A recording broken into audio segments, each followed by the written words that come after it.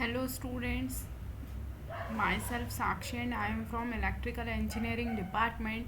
So finally आपका Madhya Pradesh power generating company की तरफ से तीनों जो कंपनीज है हमारी, ट्रांसमिशन, डिस्ट्रीब्यूशन एंड जनरेशन, तीनों का जो जेई कैटेगरी का पोस्ट है और अदर एई कैटेगरी का पोस्ट है, उसके नोटिफिकेशंस आउट हो चुके हैं। एक कॉमन मतलब एक एमपी पावर जनरेटिंग कंपनी सारे मर्ज करके एक कॉमन एग्ज़ाम लेगी जिसमें ये पोस्ट प्रेफरेंस फिल करवाएगी, जैसे हमने सब इंजीनियर्स में किया था। ठीक है, जैसे मैं आपको बताऊं कि जो हमारा ट्रांसमिशन कंपनी है, ठीक है, देखिए एक मिनट वेट करिएगा।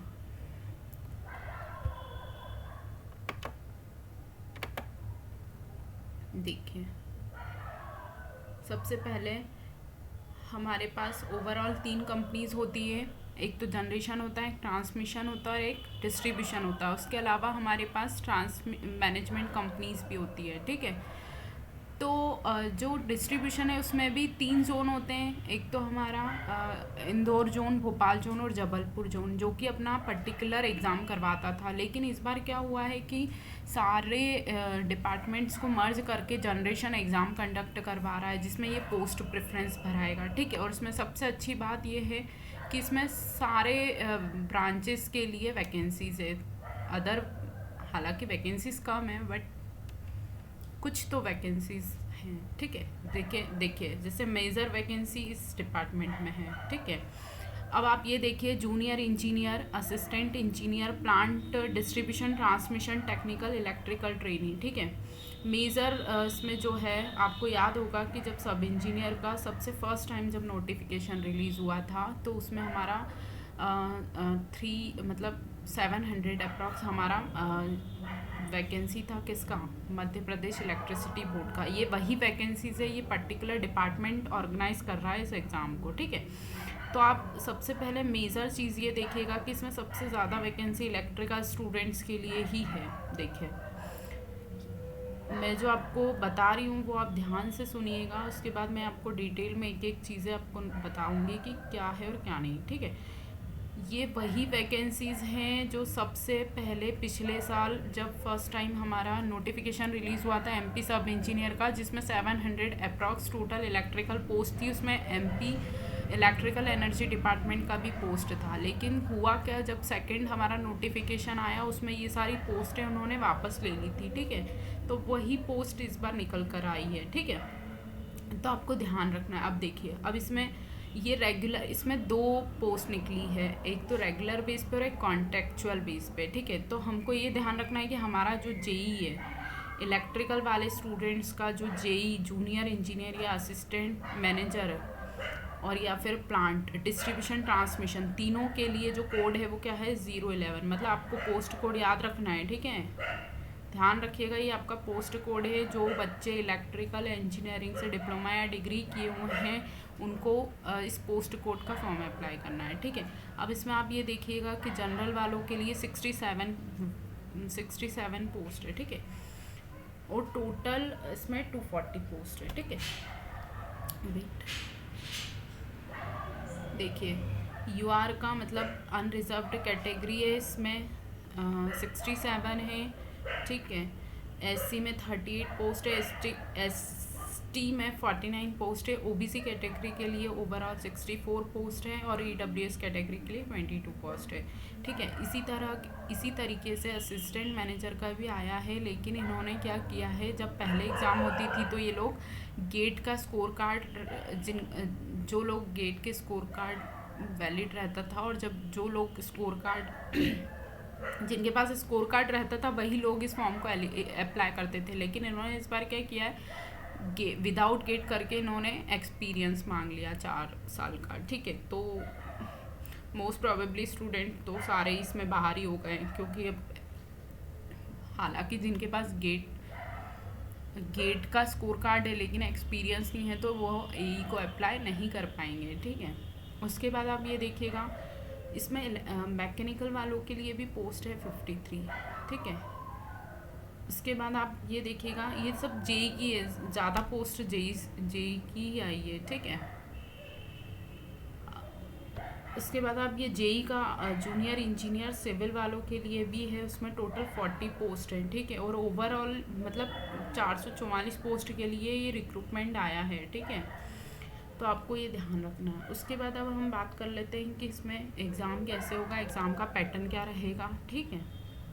ये कॉन्ट्रेक्चुअल बेस पे है, जिसमें रेगुलर स्टूडेंट्स तो एलिजिबल नहीं होंगे, आई थिंक। वेट, ठीक है। तो आपको ये ध्यान रखना है कि एमपी एनर्जी डिपार्टमेंट में जो जनरेशन, ट्रांसमिशन, डिस्ट्रीब्यूशन के लिए जो जूनियर इंजीनियर का वैकेंसी आता है वो आउट हो चुका है, जिसमें मेजर वैकेंसी जो है जूनियर इंजीनियर इलेक्ट्रिकल की है, जिसमें ओवरऑल 240 पोस्ट है। और अदर ब्रांचेस का भी इसमें, जैसे मैकेनिकल का 53 है, सिविल इंजीनियरिंग के जूनियर सिविल इंजीनियरिंग ब्रांचेस के लिए भी है, जिसमें 40 पोस्ट है, ठीक है। और कॉन्ट्रेक्चुअल बेसिस पे तो इसमें एक्सपीरियंस मांगा होगा, ठीक है। ये आज ही नोटिफिकेशन रिलीज़ हुआ है। अब देखिए इसमें जो सिलेक्शन प्रोसेस है, सबसे पहले तो सबसे अच्छी बात तो ये है कि इसमें सीबीटी कंप्यूटर बेस्ड टेस्ट होने वाला है। एक सेकेंड, मैं आपको हाईलाइट करके बता देती हूँ। देखिए सबसे पहले तो इसमें ये देखिए कंप्यूटर बेस्ड टेस्ट होने वाला है, ठीक है, जो कि 100 मार्क्स का होगा, ठीक है। उसके बाद इसमें ये एमसीक्यूज बेस्ड क्वेश्चंस होंगे, ठीक है, 1 मार्क ईच, ठीक है। 75 नंबर का हमारा टेक्निकल क्वेश्चंस आएगा, ठीक है। टेक्निकल डिसिप्लिन में आएगा, मतलब टेक्निकल ब्रांच, जो भी आप जिस ब्रांच से आप पेपर अप्लाई करेंगे, जैसे इलेक्ट्रिकल, इलेक्ट्रॉनिक्स, मैकेनिकल, सिविल, तो उनके 75 क्वेश्चंस आएंगे और 25 क्वेश्चंस जो रहेंगे जनरल अवेयरनेस और एप्टीट्यूड से आएगा, ठीक है। तो आपको ये ध्यान रखना है कि 100 नंबर का पेपर होगा, 75 नंबर का टेक्निकल आएगा, 25 का हमारा नॉन टेक आएगा, जिसमें जनरल अवेयरनेस और एप्टीट्यूड आएगा। 2 घंटे का पेपर होगा, ये चीज़ भी बहुत अच्छे से आपको ध्यान रखनी है, ठीक है। उसके बाद सबसे अच्छी बात यह है कि इसमें नेगेटिव मार्किंग नहीं रहती, लेकिन जब पहले पेपर हुआ करता था तो इसमें नेगेटिव मार्किंग रहता था, ठीक है। अब online exam shall be conducted in the cities in the state of, मतलब जो अदर स्टेट के स्टूडेंट्स इसमें एलिजिबल हैं, बट ये एग्ज़ाम जो होगा एमपी में ही होगा, मतलब इसमें कोई अदर स्टेट का सेंटर नहीं बनेगा, ठीक है। सेकंड, मतलब आपको ये बात समझ आ गई होगी कि जो एग्ज़ाम होगा वो 100 नंबर का होगा, 75 नंबर का टेक्निकल आएगा, 25 का नॉन टेक आएगा, 2 घंटे का पेपर होगा, और इसमें कोई नेगेटिव मार्किंग नहीं है। और ठीक है, सेंटर्स जो होंगे जो एमपी के ही ज़िले होंगे, ठीक है, एमपी डिस्ट्रिक्ट ही होंगे, जैसे इसमें दिया है। टेस्ट सिटीज़ में बता देती हूँ आपको, देखिए ये भोपाल, जबलपुर, इंदौर, सतना, उज्जैन और ग्वालियर ओनली, ठीक है। और मध्य प्रदेश की सिटीज़ में ही एग्ज़ाम कंडक्ट होगा, ठीक है। उसके बाद अभी इन लोगों ने कोई एग्ज़ाम डेट्स नहीं दिया है, ठीक है। देखिए इन्होंने अभी कोई एग्ज़ाम डेट्स नहीं दिया, और इन्होंने ये बोला है कि सेंटर्स में फेरबदल हो सकता है, वो सब उनके ऊपर डिपेंड करता है कि कैसे क्या करेंगे, ठीक है। उसके बाद देखिए एप्लीकेशन चार्जेस जो इन्होंने बताया है, एप्लीकेशन फ़ी जो फॉर्म का फ़ीस है, ठीक है, अनरिजर्व्ड कैटेगरी के लिए है 1200 रुपये, ठीक है। ये तो बहुत ही अच्छी बात है कि एक ही पेपर ले रहा है, वरना जब पहले कभी एग्ज़ाम हुआ करते थे तो ये पर्टिकुलर डिपार्टमेंट एक फॉर्म का 1500 रुपये लेता था, ठीक है। तो देखिए जनरल वालों के लिए 1200 रुपये है, और SC ST और OBC वालों के लिए, PW कैंडिडेट्स और EWS कैटेगरी के लिए इसमें 600 रुपये है, ठीक है। दिख रहा होगा आपको, मैं हाईलाइट कर रही हूँ, ठीक है। तो देखिए जनरल वालों के लिए 1200 रुपये फॉर्म फीस, और OBC SC ST और PW कैटेगरीज के लिए जो EWS के हैं उनके लिए 600 रुपीज़ है, ठीक है। अब आपको सबसे देखिए मैंने मेजर बात क्या बताई, एक तो 100 नंबर का पेपर होगा, 75 मार्क्स का टेक्निकल क्वेश्चंस आएगा, 25 का नॉन टेक आएगा, 2 घंटे का पेपर होगा, नेगेटिव मार्किंग नहीं होगी, सेंटर्स मध्य प्रदेश के ही होंगे, ठीक है। और जनरल कैटेगरी के लिए 1200 रुपये फॉर्म फीस है, और SC ST और OBC के लिए 600 रुपये है, ठीक है। अब आपको ये चीज़ बहुत अच्छे से ध्यान रखनी है। ये अभी टेंटेटिव है, हालांकि इन्होंने एग्ज़ाम डेट्स अभी डिक्लेयर नहीं की है, ठीक है। ऑनलाइन रजिस्ट्रेशन हमारा स्टार्ट हो जाएगा 24 फरवरी से, ठीक है। 24 फरवरी से फॉर्म अप्लाई करना स्टार्ट हो जाएगा और लास्ट डेट जो रहेगी फॉर्म की सबमिशन की, ठीक है, वो हमारी रहेगी 16 मार्च, ठीक है। और मैं आपको ये भी बता दूँ कि ये एग्ज़ाम बहुत ज़्यादा डिले नहीं होगा, ये विद इन 1 या 2 मंथ, मैक्सिमम 2 मंथ बोल रही हूँ मैं, और मिनिमम 1 मंथ के अंडर में ये एग्ज़ाम कंडक्ट करवा लेगा, ठीक है। इसलिए आप ऐसा मत सोचिएगा कि बहुत ज़्यादा डिले होगा एग्ज़ाम, ठीक है, क्योंकि ये इसका मतलब ये इसके जब जब भी एग्ज़ाम लेता है तो ये विद इन 1 मंथ या 2 मंथ के अंदर पेपर ले लेता है, ठीक है। अब इसमें लिखा है the date of online examination computer based test, ये तो सब इन्होंने ये बताया है कि इस वाली वेबसाइट पे जो भी इंफॉर्मेशन आएगी वो इस वाली वेबसाइट पे ये लोग दे देंगे, ठीक है। ये वेबसाइट किसकी है, ये जनरेशन कंपनी की, ठीक है। इसके बाद आपको अप्लाई कैसे करना है वो बताया है इन्होंने। इस वाली आपको वेबसाइट पे जाना है, उसके बाद आपको बहुत अच्छे से फॉर्म फिल करके अपना एप्लीकेशन नंबर नोट कर लेना है ताकि कोई मिस प्रिंट मतलब कुछ प्रॉब्लम ना हो, ठीक है। उसके बाद ये आपसे सारे डॉक्यूमेंट्स मांगे हैं उसने, ठीक है, कि आपके पास 10th का मार्कशीट होना चाहिए एज प्रूफ के लिए, एसेंशियल क्वालिफिकेशन होना चाहिए, कास्ट सर्टिफिकेट होना चाहिए, डोमिसाइल सर्टिफिकेट होना चाहिए, ठीक है। अदर स्टेट स्टूडेंट इसमें एलिजिबल हैं बट वो अनरिजर्व्ड कैटेगरी से फाइट करेंगे। इसके बाद जेई पोस्ट के लिए डिप्लोमा और डिग्री दोनों स्टूडेंट्स अवेलेबल है, ठीक है। और उसमें मेन देखिए आपको हेल्पलाइन नंबर दिया है, यदि कोई कहीं प्रॉब्लम आती है तो आप इस नंबर पे कांटेक्ट कर सकते हैं, ठीक है। इसके बाद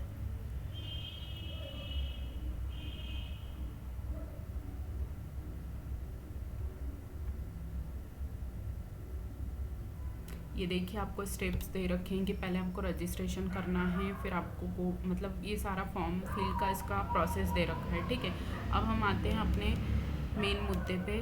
देखिए नंबर ऑफ़ पोस्ट मैं आपको बता देती हूँ। पेमेंट ऑफ फ़ी मैंने आपको बता दिया है कि जनरल वालों के लिए 1200 रुपये हैं और ओबीसी SC ST के लिए 600 रुपीज़ है, ठीक है। अब हम और कुछ इसमें इम्पोर्टेंट आपको आप हालांकि पूरा PDF एक बार अच्छे से रीड कर लीजिएगा ताकि आपको सब समझ आ जाएगा कि, ठीक है। अब आपके पास ये इसमें ये लिखा है कि ओरिजिनल फ़ोटो ID होना ज़रूरी है आपको एग्ज़ाम देते टाइम, आपको सारे मतलब कुछ भी एक आपका ओरिजिनल ID होना चाहिए, ठीक है। इसके बाद डेट मैंने आपको बता दी है कि 16 मार्च लास्ट डेट है और 24 है या 26 है, ठीक है। अब देखिए ये पोस्ट कोड आपको बहुत ध्यान रखना है। अब देखिए मैंने आपको बोला ना ये असिस्टेंट इंजीनियर का जो पोस्ट है इसके लिए मिनिमम 4 ईयर एक्सपीरियंस इसने मांग लिया है। मतलब बात तो वही है, पहले ये गेट स्कोर कार्ड मांग लेता था यही पोस्ट के लिए, इस बार इसने विदाउट गेट करके मिनिमम 4 ईयर एक्सपीरियंस मांग लिया है। अब जो लोग जेई होंगे और जो जिनके पास 4-5-7 साल का एक्सपीरियंस होगा वो इस फॉर्म को अप्लाई करेंगे, ठीक है। इसके बाद ऐसा देखिए सिविल में भी ऐसे ही मांगा इसने सारे मतलब के लिए मिनिमम 4 ईयर एक्सपीरियंस, ठीक है। फाइनेंशियल मैनेजर ट्रेनिंग इसमें क्या मांगा इसने, चार्टेड मतलब CA होना चाहिए, जो बच्चे चार्टेड अकाउंटेंट क्लियर किए होंगे वो इस पोस्ट के लिए एलिजिबल है, ठीक है। अब हम आते हैं अपने मेन पोस्ट पे, जैसे फायर ऑफिसर ट्रेनिंग का पोस्ट है, ठीक है। तो इसमें इसने फायर इंजीनियरिंग मांगा होगा आई थिंक, यस ये देखिए फायर इंजीनियरिंग मांगा है, ठीक है। इसके बाद लॉ ऑफिसर ट्रेनिंग में इसने क्या मांगा है, लॉ ग्रेजुएट स्टूडेंट्स मांगे हैं। ये सब ये नॉन टेक्निकल स्टूडेंट्स की कैटेगरी है, ठीक है। अब HR ट्रेनिंग के लिए MBA मांगा है इसने मैकेनिकल, ये देखिए मेजर पोस्ट हमारा जो जूनियर इंजीनियर मैकेनिकल स्टूडेंट्स जो हैं उनका पोस्ट कोड है 0009 और इनके लिए रेगुलर डिप्लोमा होना चाहिए मैकेनिकल इंजीनियरिंग में, ठीक है। और उनका जो परसेंटेज होना चाहिए वो 65% मिनिमम होना चाहिए, ठीक है। देखिए और 60% हमारे वर्किंग एम्प्लॉयज़ का भी होना चाहिए, ठीक है। मतलब अगर आप डिप्लोमा किए हैं तो उसमें भी आपका 65% होना चाहिए डिप्लोमा में, तो आप फॉर्म के लिए एलिजिबल हैं, ठीक है। जूनियर इंजीनियर मैकेनिकल की बात है और इसका पोस्ट कोड है 009।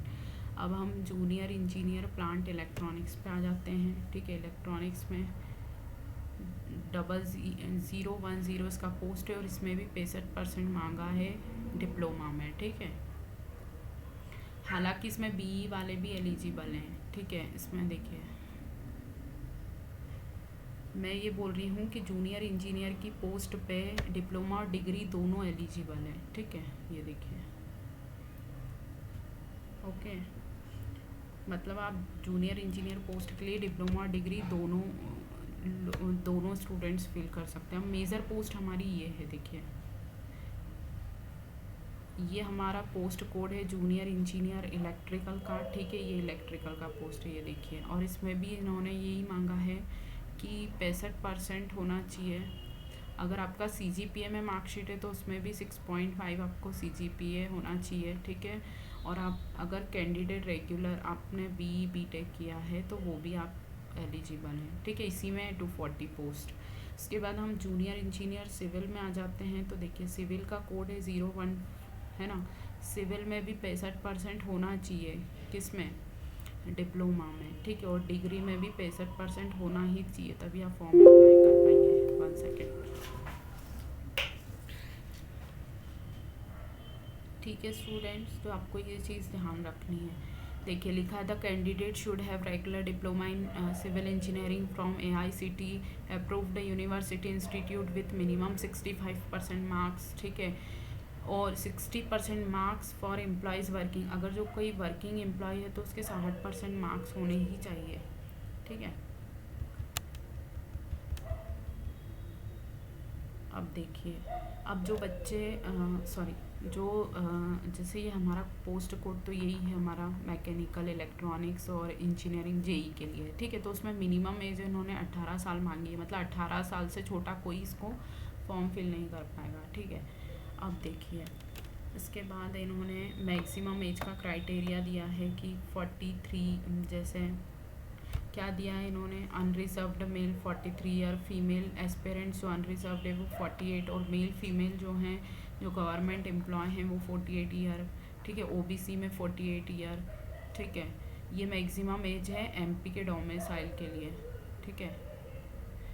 मतलब MP के जो मूल निवासी है उनके लिए 48 साल है, और नॉन डोमिसाइल जो अदर स्टेट के हैं वो 43 साल तक 43 ईयर्स तक आप फॉर्म अप्लाई कर सकते हैं, ठीक है। मतलब 43 ईयर्स तक का बंदा फॉर्म अप्लाई कर सकता है अदर स्टेट का, ठीक है। एज रिलैक्सेशन वही है आपको, ये देखिए एज रिलैक्सेशन, ये सब तो आप रूल्स पढ़ लीजिएगा, इन्होंने अपने जो भी नियम दिए हैं, ठीक है। रिजर्वेशन वही उसने मतलब ये सब लिखा है, ये देखिए कि क्या लिखा है इन्होंने, EWS कैटेगरी में ये OBC रिजर्वेशन का कुछ जो भी मतलब हाई कोर्ट डिसीजन देगा उसी के अकॉर्डिंग रिजल्ट बनेगा, ठीक है। इसके बाद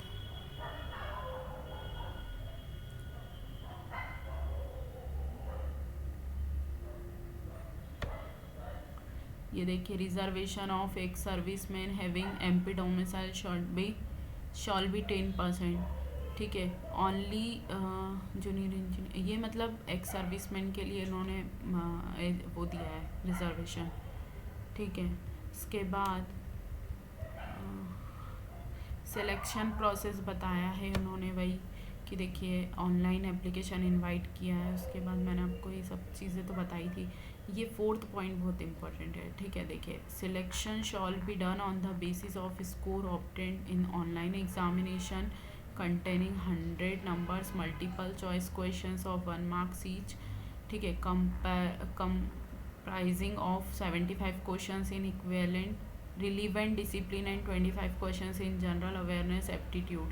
The duration of online examination 2 hours and no negative marking, ठीक है। ये तो मैं आपको पहले भी बता चुकी हूँ कि 100 नंबर का पेपर होगा 2 घंटे का, 75 नंबर टेक्निकल, 25 नॉन टेक, ठीक है। उसके बाद इसमें नॉर्मलाइजेशन भी होगा। देखिए इसमें लिखा है नॉर्मलाइजेशन इसलिए होगा क्योंकि डिफरेंट शिफ्ट्स में एग्ज़ाम कंडक्ट होगा, ठीक है। और आगे देखते हैं क्या है।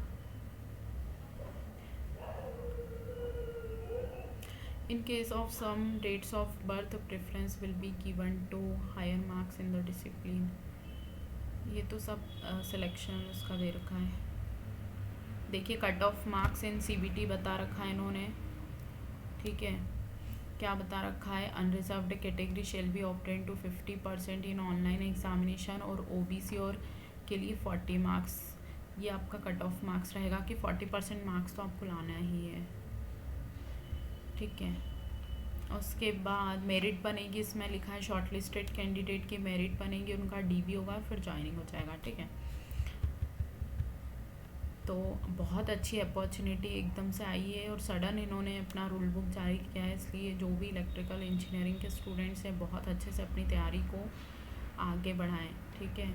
और ये वैकेंसीज बहुत मतलब 4-5 साल की गैप बाद आई है, इसलिए बहुत अच्छी अपॉर्चुनिटी है as a electrical engineering, specially electrical engineering और अदर ब्रांचेस स्टूडेंट्स के लिए भी है वैकेंसीज। तो अब जिसकी तैयारी अच्छी होगी उसी का सिलेक्शन होना है, ठीक है।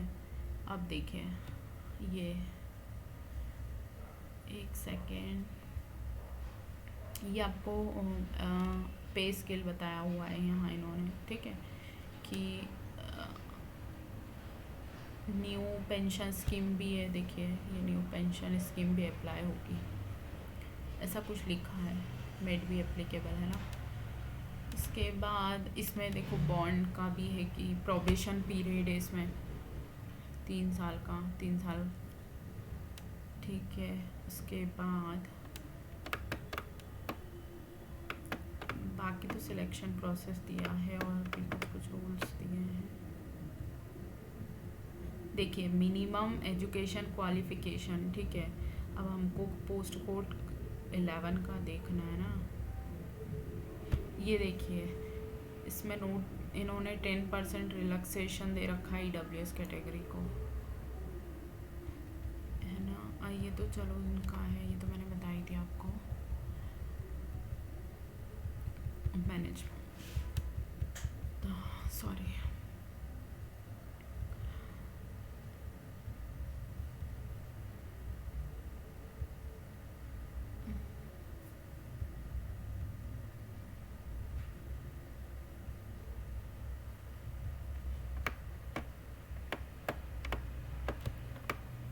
देखिए तो आपको समझ आ गया होगा कि एमपी इलेक्ट्रिसिटी डिपार्टमेंट ने जनरेशन, ट्रांसमिशन और डिस्ट्रीब्यूशन और मैनेजमेंट कंपनीज ने मिलके ऑल डिपार्टमेंट्स को मर्ज करके एक सिंगल रिक्रूटमेंट निकाला है, ठीक है। इसमें एक कॉमन एग्ज़ाम होगा जो 100 नंबर का होगा, 75 नंबर का टेक्निकल आएगा, 25 नंबर का नॉन टेक आएगा, 2 घंटे का पेपर होगा, नेगेटिव मार्किंग नहीं होगी। 16 मार्च फॉर्म का लास्ट डेट है, ओके। उसके बाद इसमें जो ज़्यादा वैकेंसीज है 240 वो इलेक्ट्रिकल इंजीनियरिंग की है, लेकिन वैकेंसीज ओवरऑल सारे स्टूडेंट्स के लिए है और जो जूनियर इंजीनियर के लिए डिप्लोमा डिग्री एलिजिबल है जिसमें 65% मार्क्स होना ज़रूरी है, ठीक है। अब देखिए ये हम आते हैं इस पर, देखिए ये जैसे जूनियर इंजीनियर की है, ठीक है। अब मैं आपको इसका पोस्ट मतलब आपको डिटेल में बता देती हूँ।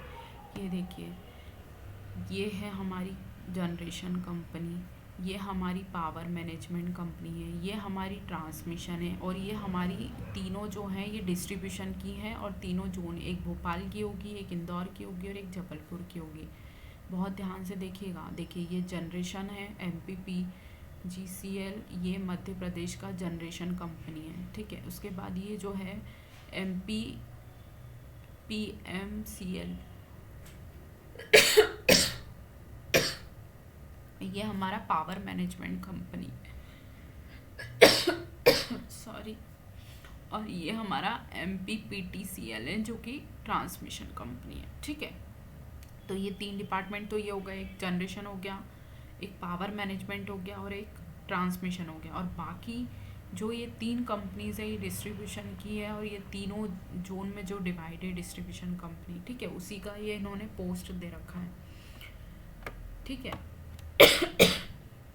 तो आप इनको अच्छे से देख लीजिएगा।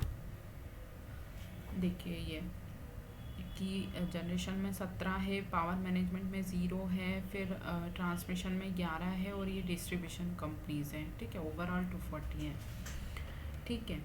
तो ये आपको ध्यान रखना है, ऐसे सभी ब्रांचेस का इन्होंने स्पेसिफाई किया हुआ है, तो आप देख लीजिएगा अच्छे से जहाँ आपको, ठीक है। ये देखिए, ये पूरा आपको अच्छे से पढ़ लेना है और समझ लेना है, ठीक है। उसके बाद आपको फॉर्म फिल करना है, ठीक है। ये देखिए, ये इन्होंने स्पेसिफाई कर रखा है जो मैंने आपको बताया था कि कितनी कितनी पोस्ट है। ये पावर जनरेशन, ये पावर ट्रांसमिशन कंपनी का है, ठीक है।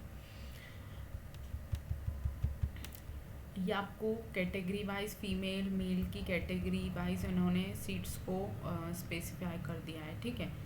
तो स्टूडेंट्स, ये बहुत अच्छी अपॉर्चुनिटी है और तैयारी में लग जाइए आप। टेक्निकल नॉन टेक्निकल दोनों सब्जेक्ट्स को स्ट्रॉन्ग करिए, और पेपर भी लेवल का ही रहता है, ऐसा नहीं रहता है कि थोड़ा सा डिग्री लेवल को टच करेगा पेपर, तो इसलिए आप बहुत अच्छे से इसको प्रिपेयर करिए एग्ज़ाम को, और फिर अपना एग्ज़ाम को क्लियर करिए, ठीक है स्टूडेंट्स। तो आपको बहुत ध्यान रखना है, 16 मार्च एग्ज़ाम का फॉर्म का लास्ट डेट रहेगा, ठीक है। तो आई होप आपको ये चीज़ समझ आ गई होगी, ठीक है। तो आज के लिए थैंक यू स्टूडेंट्स।